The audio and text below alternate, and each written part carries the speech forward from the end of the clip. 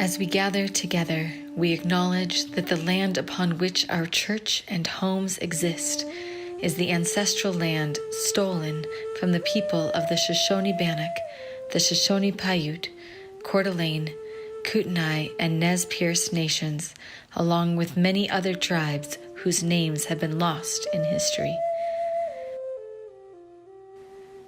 We acknowledge that our presence here today is founded upon the exclusions and erasures of many indigenous peoples.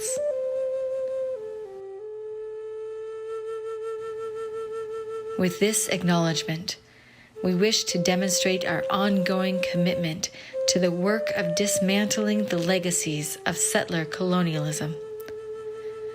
We honor indigenous peoples' connection to the land and support their right to sovereignty.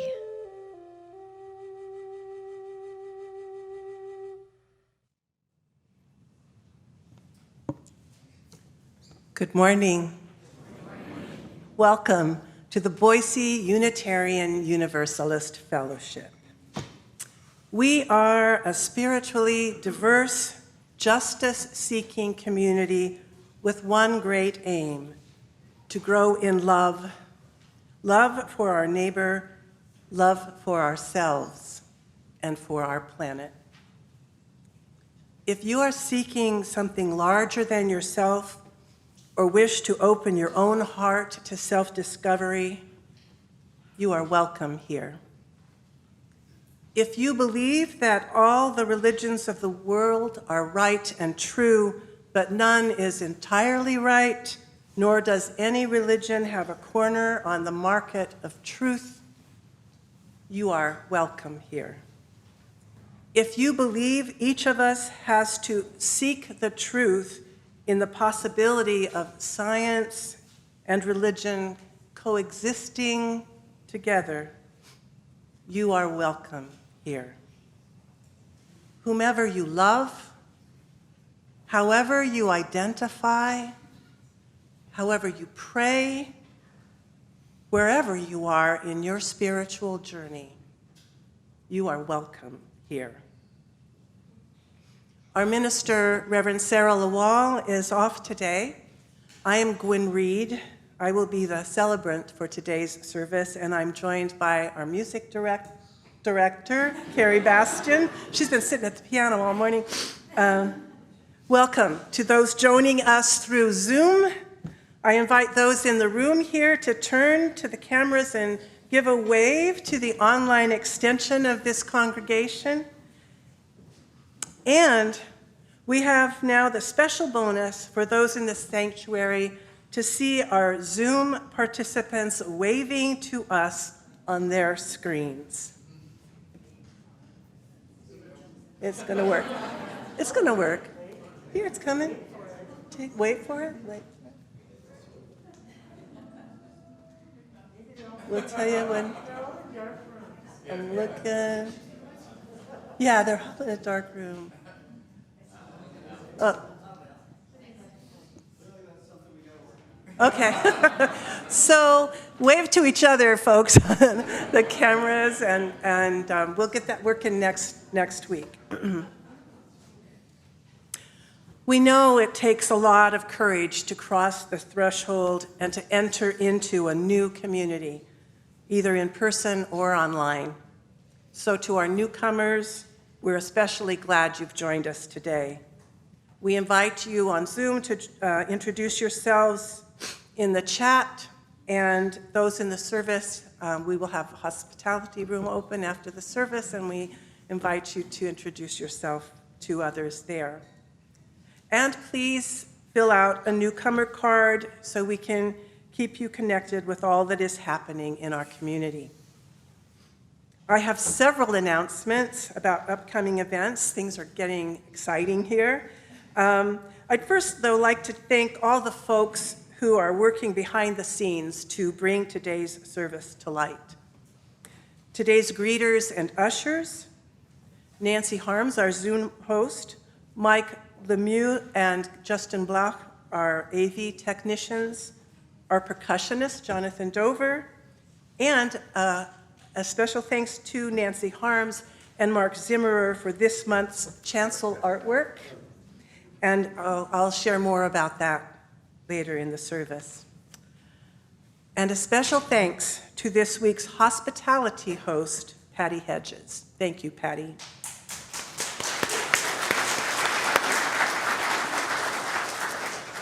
We are now in the midst of our Inquirers series for newcomers. There will be a session today in the Channing Room following the service, and the Channing Room is down that hall. The Inquirers series is designed to provide a more structured introduction to our fellowship for newcomers and those who are curious. There are 6 sessions each Sunday, and one each Sunday after the service. Today's session is Congregational Life and Care. And if you haven't already, please complete the census, the BUUF census. So we have the most current information for you, and please take the time to fill out the gifts, talents, time, and treasures sections. You can either fill it out online or pick up a paper version to turn in at the office. And adult religious education registration is now open. We have a great slate of fall classes, and their information and registration is on our website. We also have 3 special events upcoming in October. There is an Indigenous Peoples Day event on October 9th, hosted by our Racial Justice Ministry team. It's an evening with Wilson Wewa, storyteller from the Confederated Tribes of the Warm Springs. Mr. Wewa will be on Zoom with a live watch party here in the sanctuary, in the North Wing. That's on October 9th. And then on October 10th at 7 p.m. at Treefort Music Hall, the Pro Voice Project presents The Abortion Diaries. It's a one-night live stage production of real-life abortion stories from Idaho residents. It's produced by Reproductive Justice Coalition partners, and it's directed by Reverend Sarah. Tickets are free, but RSVPs are required. And there is, again, more information on our website about that. And finally, we have a special one-person musical on Friday, October 20th. Servetus, the Radical Reformed Musical. Reverend Dennis McCarty's one-person musical about Unitarian Universalist icon Michael Servetus. Actually, Unitarian icon. Friday, October 20th, 7 p.m., right here in the sanctuary.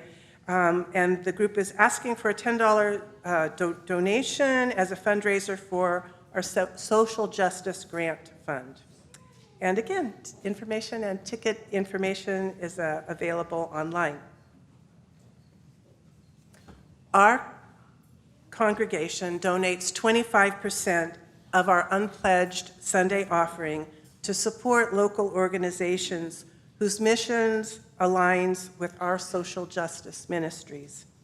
For the month of October, the organization is the Boise chapter of the Citizens Climate Lobby. Citizens Climate Lobby is a climate change organization that exists to create the political will for a livable world by enabling individual breakthroughs in the exercise of personal and political power. And I'd like to invite Lisa Hecht to come up to introduce our speaker from the Citizens Climate Lobby.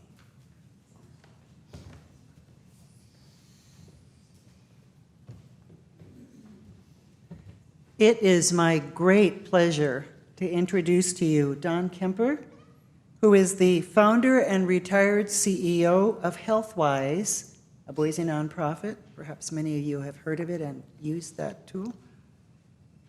Don is an active member of Citizen Climate Lobby's Boise leadership team and serves as its liaison with the Greater Boise Chamber of Commerce.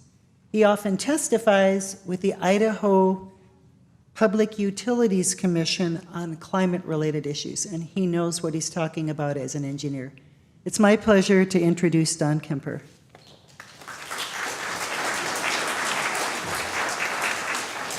Thanks, Lisa.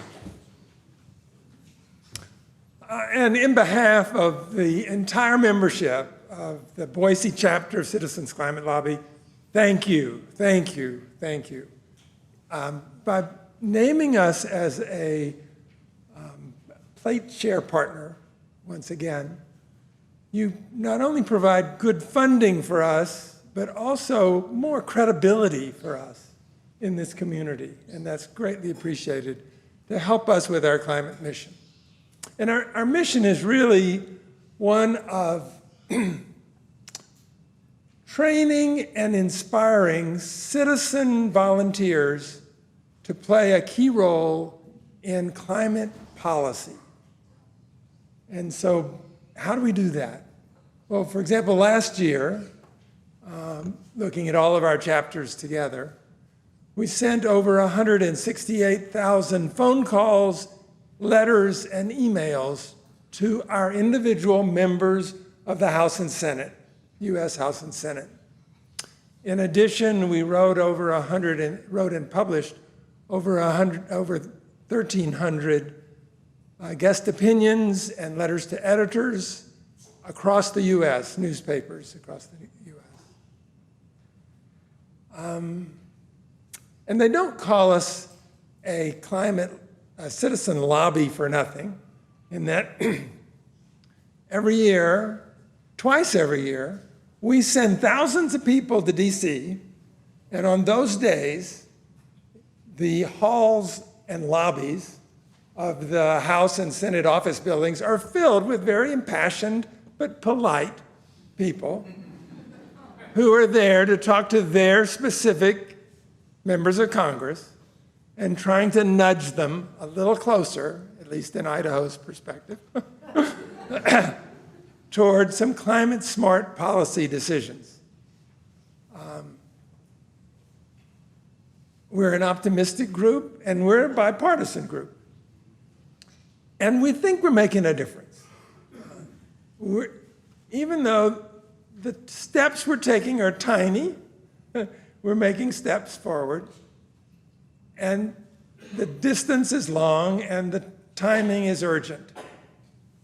But it will get done because it must be done. We must make these changes. One of the things that we've learned is that it's great to send young people in our lobby groups to DC, and often those young people can't afford to cover all of their costs.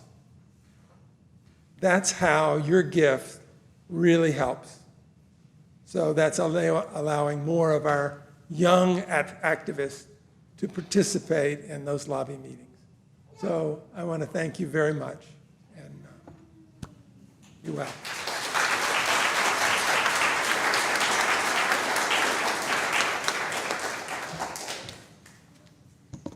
Thank you, Lisa and Don.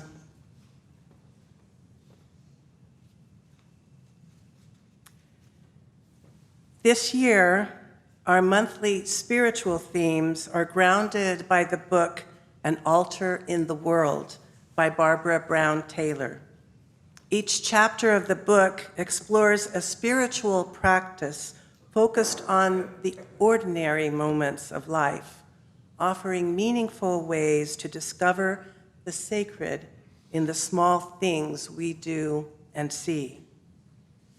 The spiritual theme for the month of October is vision, the practice of waking up to God. And services throughout the month are inspired by the Liturgy of the Hours, a spiritual practice of prayer and reflection that marks specific times of day, allowing us to awaken to how often and where we encounter the divine. Today, we will honor the divine that exists in each day's new beginnings. In the Liturgy of the Hours, the earliest morning prayer is called laud, or praise. Before the sun has crested over the eastern foothills, when the sky is still gray and the stars faintly visible, we do not see the world awaken so much as feel and hear it. Feel the damp in the air and hear the morning doves cooing. This is an invitation to create our own song of praise for the possibility the day presents.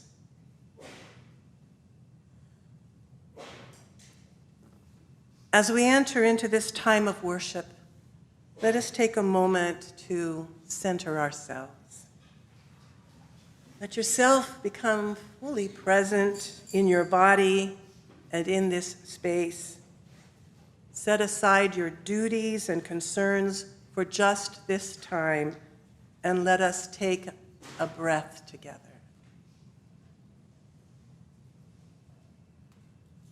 Fill your body with breath, knowing that our breath connects us to one another, to our bodies, and to our planet.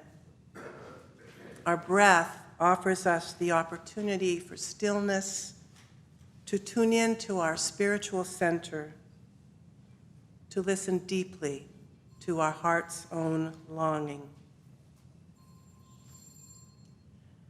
As I share the familiar poem, Second Person Intimate by Reverend Kendall Gibbons, I invite you to imagine that it is early morning, before dawn, and this poem is our moment of laud or praise.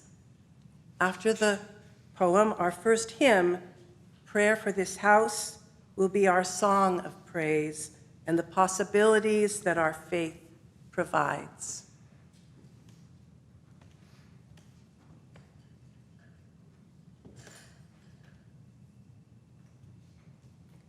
Thou art the song of my heart in the morning.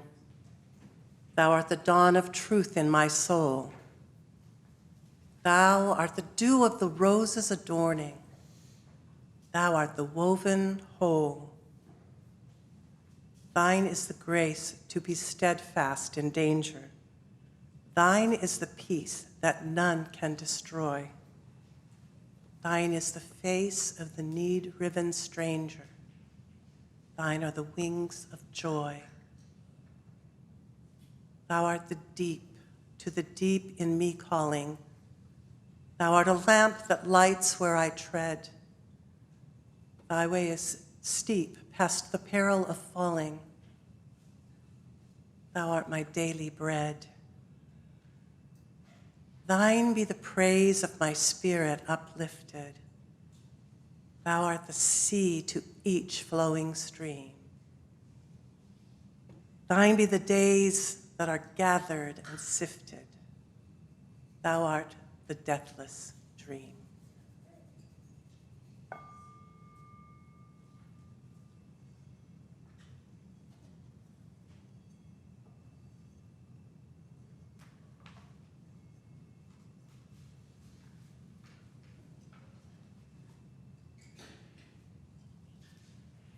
Now, please rise as you are able and join in singing our beloved hymn number 1 in the gray hymnal. May nothing evil cross this door, also known as Prayer for This House.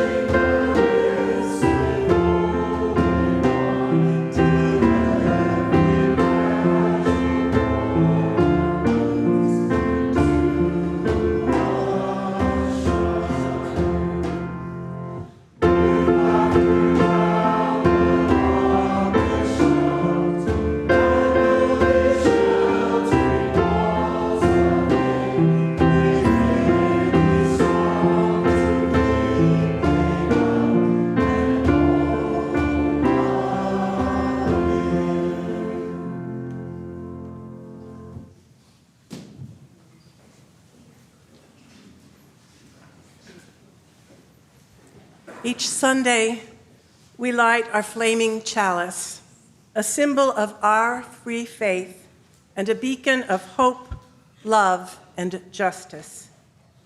We join in this lighting in solidarity and community with thousands of other Unitarian Universalists who are lighting chalices today in churches, homes, and in virtual worship spaces, reminding us that we are connected to one another and to a larger community of faith and love. Today, we have a young chalice lighter with us. We invite a child to light the chalice to recognize the children and youth in our community, our responsibility to them, and the future we're building together. As Greta Watsen lights the chalice here in the sanctuary, I invite those of you joining on Zoom to light a chalice if you have one nearby along with us, then share in the chat where your chalice is lit this morning.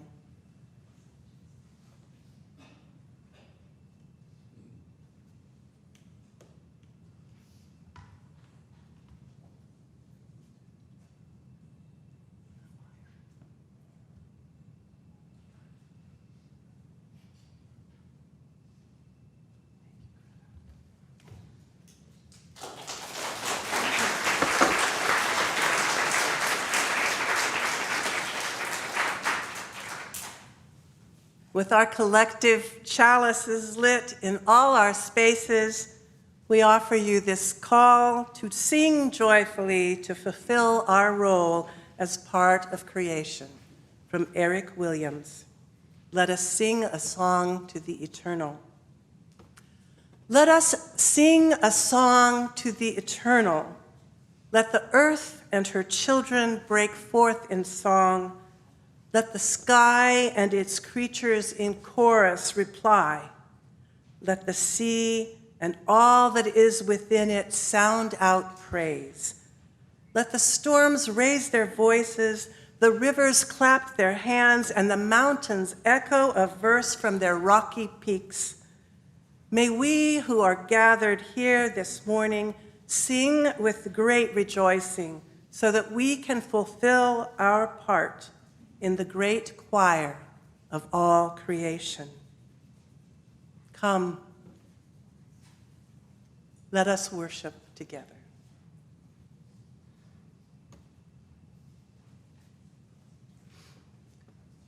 As we move into our time for all ages, I'd like to invite the children and youth in the room to come join us up here as Lori Watsen shares a reflection.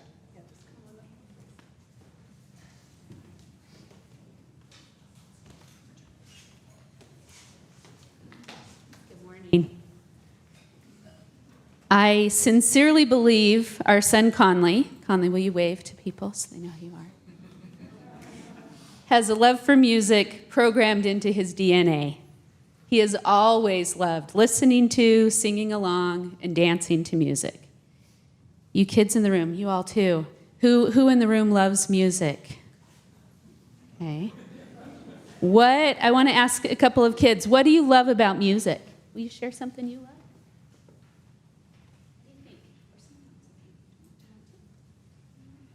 Anyone else? What do you love? It brings everyone together. It brings everyone together. Great, thank you. So Deborah Smith, a member of our congregation, recently saw a photo of Conley on Facebook with his guitar, and she said, wow, it seems like just yesterday I was lifting him up to see through the window in the nursery whenever, especially when musicians were performing. Conley always wanted to take a peek. So he's always loved it. Conley right now is learning 3 different instruments, piano, cello, and guitar. How many of you play an instrument? Any other kids? What do you know about that? I play the piano. Piano? Piano? Other piano players? Yeah? Other instruments? Trumpet, Trumpet? flute. Flute. And I bet we have some adults who know instruments as well. Yes, so we're really lucky to be with people who know how to share their love of music with us. So this song we're all going to sing together in a few minutes, Siyahama, Siyahamba, was one of Conley's favorites when he was a tiny, tiny little guy. And we're going to show you a short video of Conley when he was just a little guy. And you'll also hear his sister Greta maybe trying to sing in the background. It's a little hard to tell, but we'll watch that real quick. We are marching in the line of love. We are marching in the light of love. Ooh, we are marching in the light of love.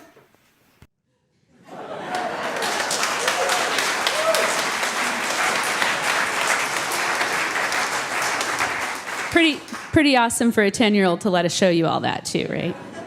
So this song has been special to our family, partly because of how much Conley's loved it, but another reason is Shireen and I were lucky enough to travel to South Africa pre-children in 2011, and I had always been really interested in the history of resistance to apartheid in South Africa, and it was so powerful to be there and see the negative enduring impacts of apartheid, but also to learn more about the struggle and fight for liberation.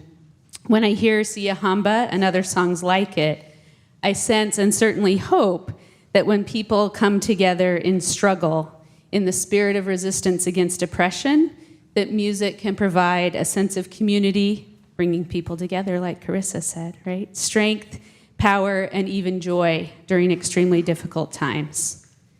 A few years ago, when we were reflecting on this song and why it is so special, Shireen found a quote by an ethnomusicologist, Nathan Corbett, that goes something like this: Western music is something you listen to, African music is something you do. In African music, movement is not optional. So as we get ready to sing the song, I have one more question for you all. How do you think we could do this song, not just sing it? What might it mean? Dance to the music. Yeah, dance to the music. What else? Other ideas? Movement, not optional. Uh-huh. Yeah. Dance, clap, sing, move, all kinds of things. And Carrie's going to help us with the words so we can, Gwyn is, so we can all sing together. Thank you.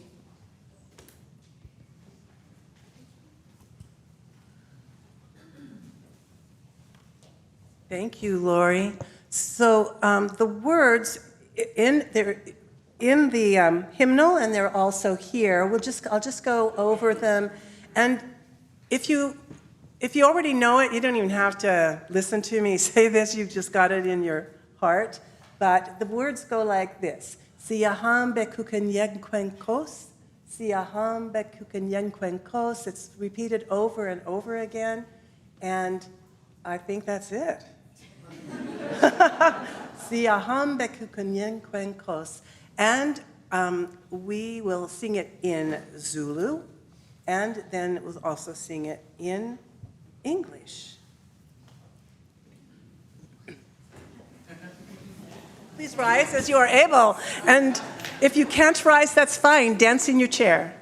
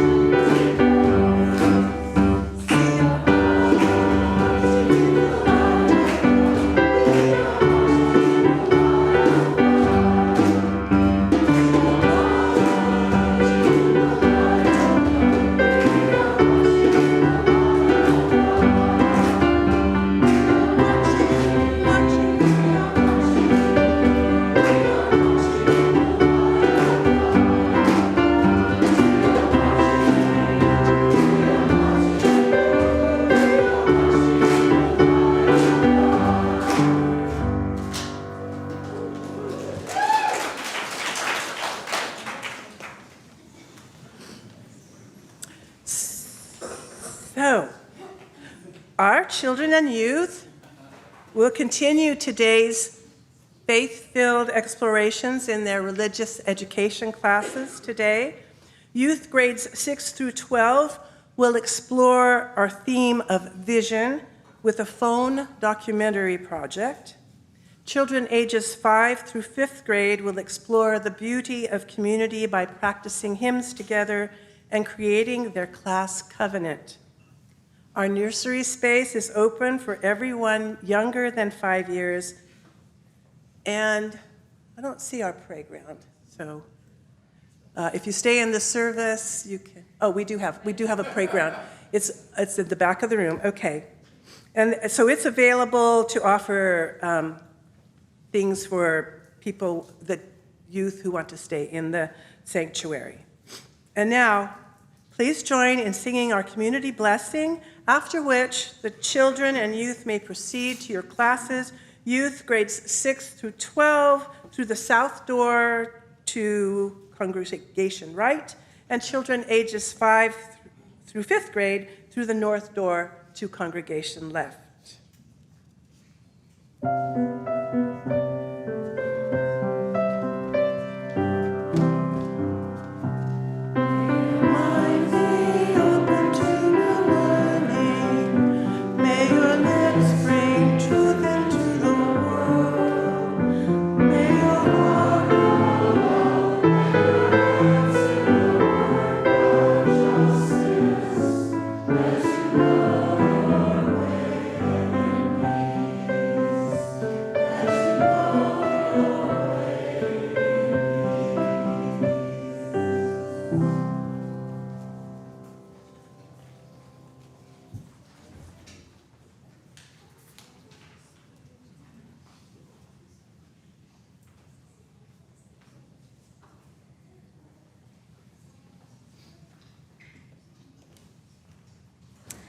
Good morning.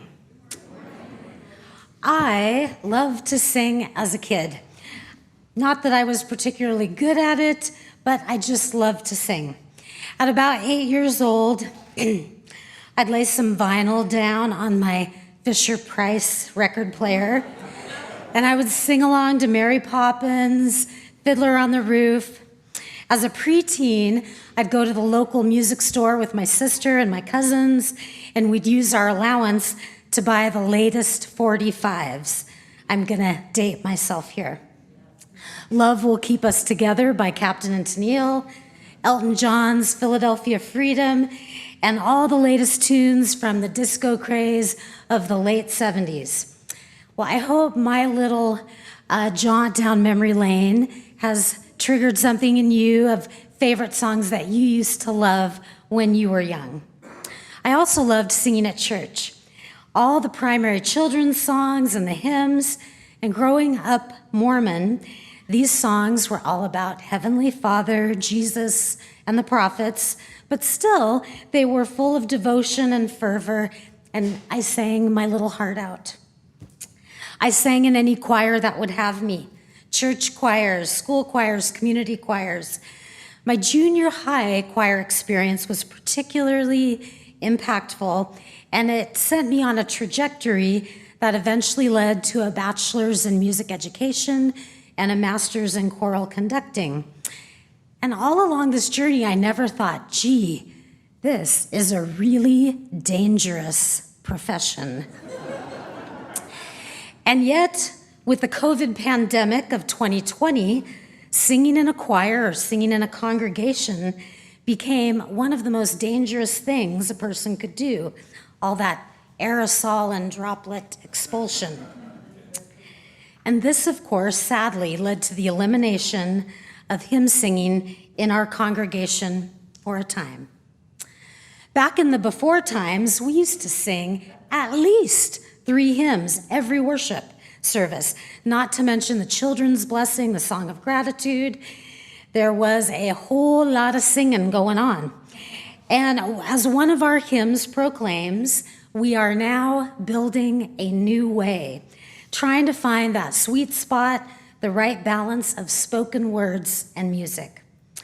Just before the start of this program year, Reverend Sarah and I spoke about our desire to reintroduce hymn singing and to do it in an intentional way with a hymn sing service, where we would strive to build a congregational repertoire of our fellowship's beloved hymns.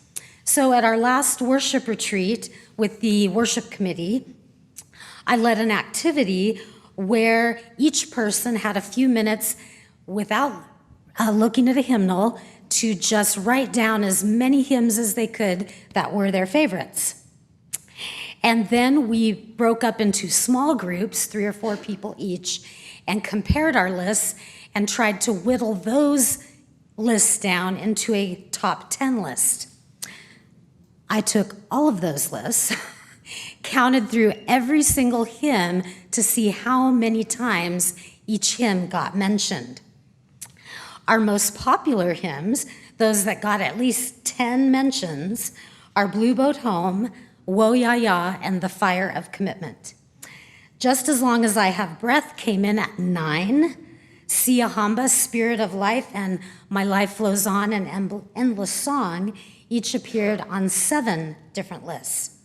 Sege Aldash, Finlandia, and Prayer for This House came up 6 times. All of the hymns that I just mentioned are part of our BUUF Top 10 and have been or will be sung as part of today's service. Popular hymns that did not quite make the cut but had at least 5 mentions include Love Will Guide Us, When the Spirit Says Do, Simple Gifts, Turn the World Around, When Our Heart Is in a Holy Place, and even one that Mike and I wrote, This Is Our Home. If you find yourself in disagreement or your favorite hymn didn't make the top 10, I encourage you to join the worship committee. It's a way of making your voice heard. And I find it interesting that our top 10 hymns split evenly between our 2 hymnals. Half came from the gray hymnal, Singing the Living Tradition, and this hymnal was revised and republished in 1993, and it's organized by the sources from which Unitarian Universalism draws upon: transcending mystery and wonder, words and deeds of prophetic women and men, wisdom from the world's religions, Jewish and Christian teachings, and humanist teachings. These are the old school hymns. Many of the hymn tunes are found in other faiths, but with different lyrics. For example, Onward Christian Soldiers, favorite Christian hymn. In our hymnal, Forward Through the Ages, it makes it a little less militant and more in line with our values. The other half of our top 10 list can be found in our newer hymnal, Singing the Journey. And this was written to appeal to a new generation of UUs. This hymnal is organized in the same manner with the added source of earth-centered traditions. It was published in 2005, just shortly after I started attending BUUF. My first exposure to the Teal hymnal was when I attended my first PNWD, or Pacific Northwest District Conference for the UUA. In a special workshop session, I sat next to Reverend Elizabeth Green, our minister at the time, and the 2 of us, along with a group of Pacific Northwest UU musicians, we sang through the entire hymnal cover to cover in one sitting. And there's a lot of singing. We had a great time sight singing, Elizabeth and I, and we just giggled every time one of us made a mistake. It's a fond memory. Shortly thereafter, BUUF was gifted with a set of these for use in worship for our congregation. And you may have noticed that back in the before times, we just sang from our hymnals, and now we have lyrics on the screen. But we also have hard copies of hymnals scattered throughout the sanctuary. So if reading music helps you find the right notes, the right rhythms, by all means, pick up a hymnal. If musical notation looks more like chicken scratch to you, then just look up and the words are on the screen. Do the thing that is going to help you have the most positive, engaging experience with the hymns. With that, plus all the background on our 2 hymnals and why we're singing what we're singing, let's continue our worship in song today with 2 more of our top 10 favorites, Just As Long As I Have Breath, which reminds us to say yes to life, yes to truth, yes to love.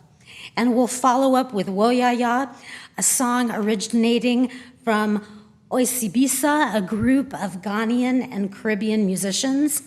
It speaks to the uncertainty and challenge of life's journey, and David and I like to sing it when we're on long hikes. But first, Just As Long As I Have Breath.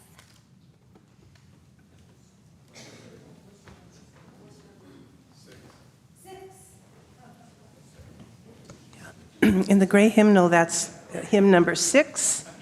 And Woyaya is 1020 in the teal hymnal.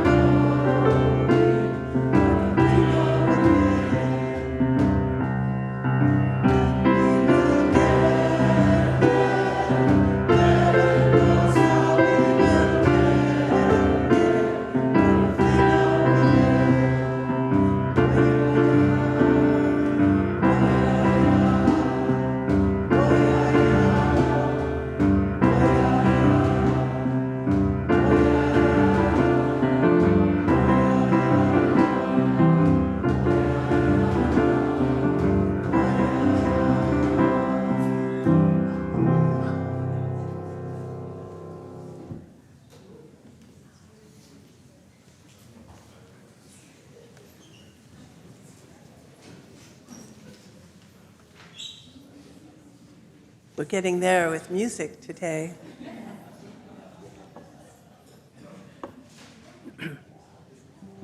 When we give, we say yes to the natural cycle of abundance in our lives, and we say yes to building beloved communities within and beyond our walls. We commit ourselves to do work for justice and compassion for all people and our earth. Our Sunday offering is an expression of that commitment and living out our faith in the world. Today and the rest of this month, we share those gifts with our plate partner, Citizens Climate Lobby, and their efforts to address the greatest threat to a sustainable future for our earth.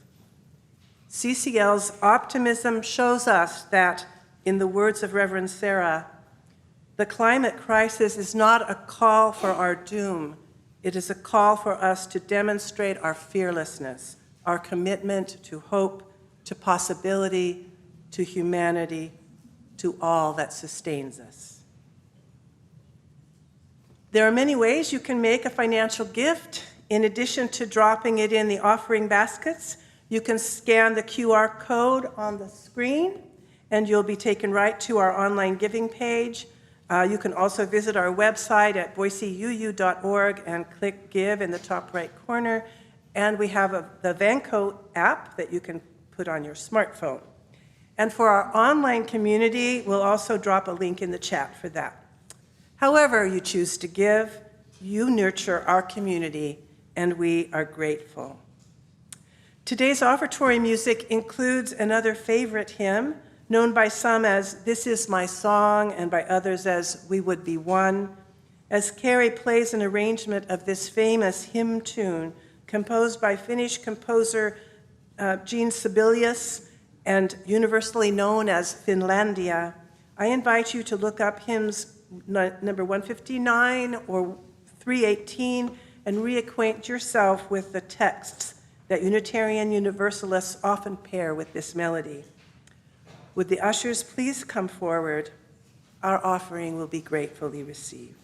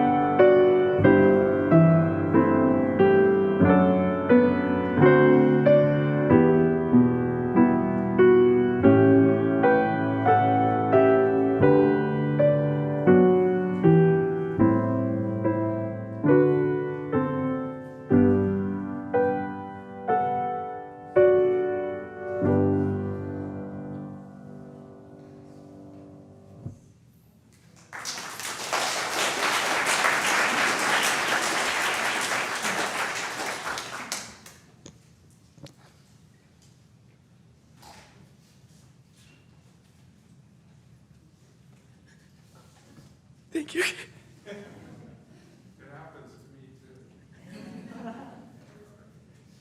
I hope we get to sing that pretty soon. Each week, we take time in our service to acknowledge the many joys among us. That was one of them. And to grieve our many sorrows and losses so that we might lift that burden for each other and receive the blessing of this community. I'd like to begin by sharing this joy. Barbara Mortella shared her joy in becoming a member of BUUF last Sunday at the new members ceremony. She thanks the organizers and celebrants of the ceremony and is especially grateful to all who welcomed her and congratulated her after the service. If you're holding someone in your heart this morning, I invite you to speak their name aloud into this community of love, that we may hold them with you.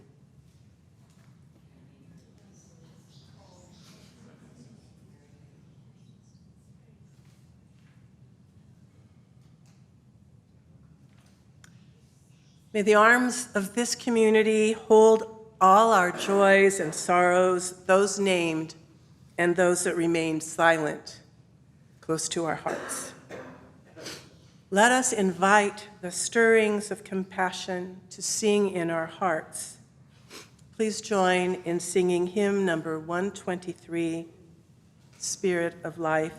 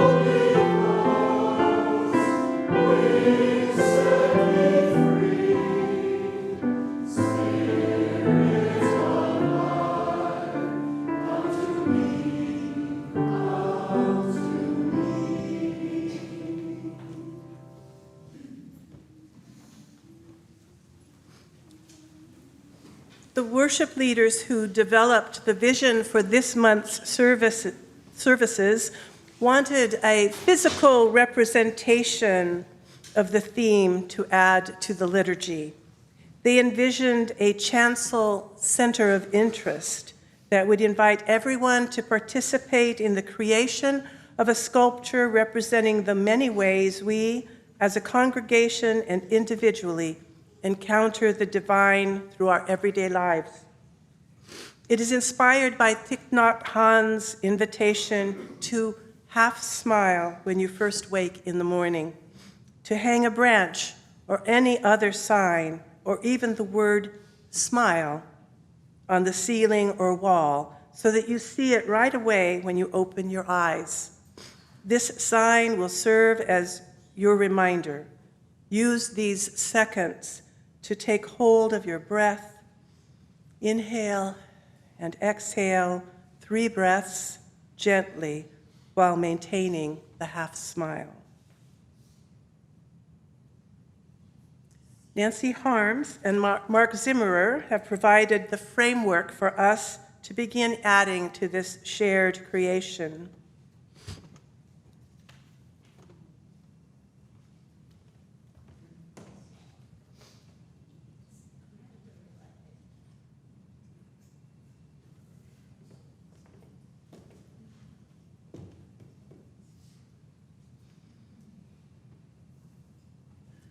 The The team invites you to contribute to it each Sunday, or if you come during the week. And we'll see how it looks at the end of the month. I invite you to breathe with me. Fill your body with breath. Send thoughts of loving kindness to yourself. May I be well. May I be peaceful and at ease. Expand your awareness to this beloved community.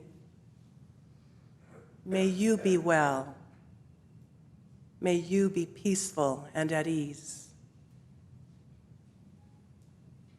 And extend your awareness to all beings on our planet, to all kindred spirits on this blue boat home.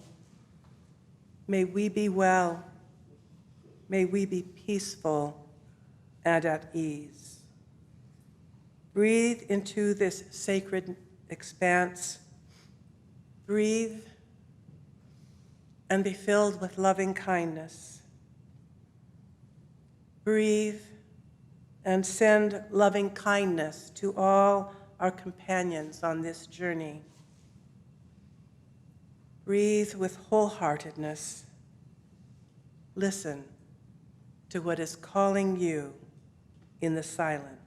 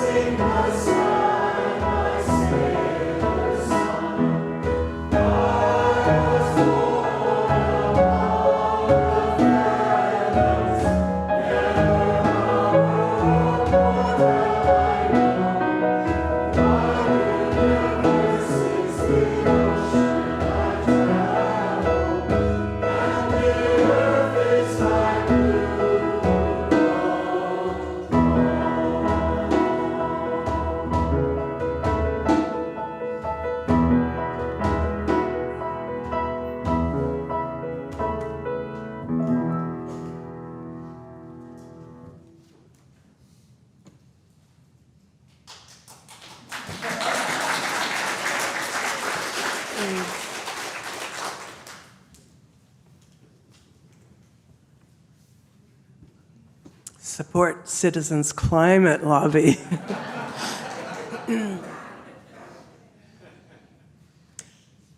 Reverend Zsuzsa Barta was the minister of our partner congregation in Meszk, Transylvania, from around 1997 to 2004.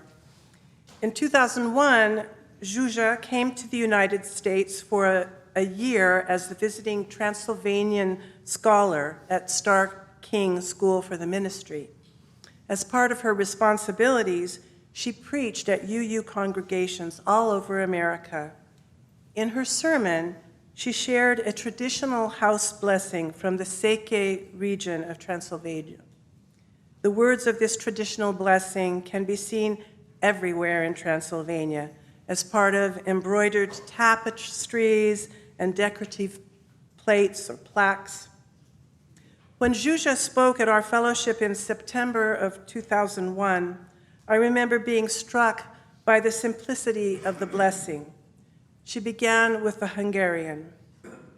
Hol hit ot szeretet, hol szeretet ot béke, hol béke ot áldás, hol áldás ot Isten, hol Isten ot szükség nincsen. Then shared the English. Where there is faith, there is love. Where there is love, there is peace.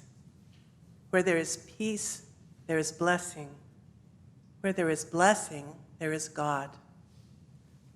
Where there is God, there is need of nothing. UU musician Beth Norton was inspired to compose an arrangement of the blessing for her church choir's 2002 musical pilgrimage to Transylvania when she heard the blessing at a service of her congregation. Norton's beautiful composition is in the form of a partner song, one melody sung first in Hungarian, then a second melody in English, then both melodies and languages merged for the final verse.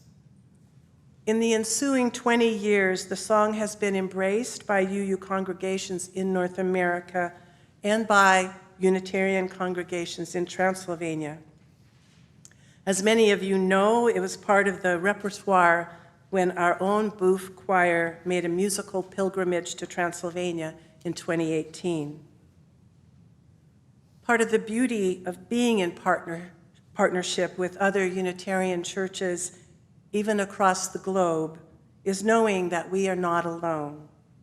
We struggle together toward our highest ideals. We struggle to understand how to help our planet, how to help each other, and how to serve humanity. We take comfort in a common bond that unites us, even as we navigate differences of language, of culture, and even of theology. We ground ourselves in the words of the beautiful Hungarian blessing, Hazi Aldas, heeding its call of the faith, love, peace, blessing, and God. I'd like to invite you to use the hymnal for this song. It's the Teal hymnal, so you can see how the partner song fits when we put the melodies together. If you'd like to open your Teal hymnal to number 1043, you can follow along with a phonetic version of the Hungarian pronunciation as I read it. Hol hit ot szeretet, hol szeretet ot béke, hol béke ot áldás, hol áldás ot Isten, hol Isten ot szükség nincsen. And I'd like to invite Tom to join me. We'll sing the Hungarian all together, and then we'll sing the different melody of the English all together, and then we'll divide. This group will sing the Hungarian with me, and you folks will sing the English version with Tom.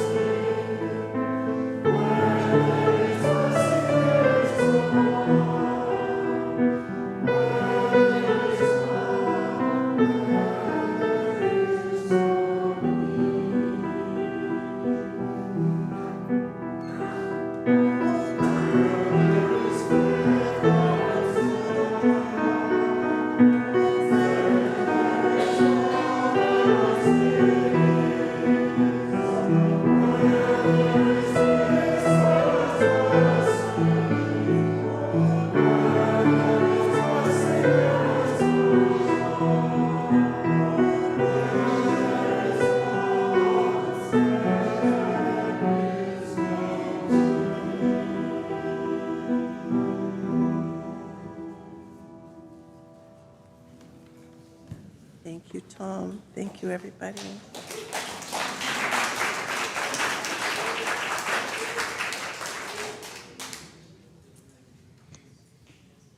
The last three hymns that we just sang were part of the program that our choir performed on our pilgrimage tour to Transylvania, as Gwen mentioned. I composed special arrangements of these hymns so we could perform them a cappella, knowing we probably would not have a piano, and we did not. I remember our choir singing Spirit of Life in the Mizka Cemetery, high on a hill overlooking the Marosh Valley. We gathered around the grave of Balazs Ferenc, one of our remarkable Unitarian forebears. I recall the beautiful father-son duet by Mark and Tenjay Zimmerer on Blue Boat Home, and singing Seke Aldash with Michael Alvarado on guitar. Our collective voices amplified and blended by the acoustics of the First Unitarian Church in Koloshvar. When we got in there and started singing, all of us kind of went, wow, that's what it's like to sing with really good acoustics. These songs have a special place in my heart. Our next hymn is The Fire of Commitment. And back in, I believe it was 2015, when our congregation invited Reverend Sarah to visit as our ministerial candidate, right after she preached the final sermon of her candidacy, she left the building while we all voted. And it took a little bit of time to tally the votes. So while we were waiting, I struck up an impromptu hymn sing-along. And when Reverend Sarah was notified that, yes, the vote was in and she could return to the sanctuary to learn the results, she came right in through that door there as we were all singing the very end of Fire of Commitment. Hear those words. Then our promise finds fulfillment and our future can begin. Right after we finished singing, it was announced that she had been unanimously called as our new minister. It was a happy day. After we sing Fire of Commitment, we'll end today's service with My Life Flows On, an endless song. And as the Quaker words say, through all the tumult and the strife, I hear the music ringing. It sounds an echo in my soul. Truly, how can we keep from singing? Please rise in body or spirit, Fire of Commitment.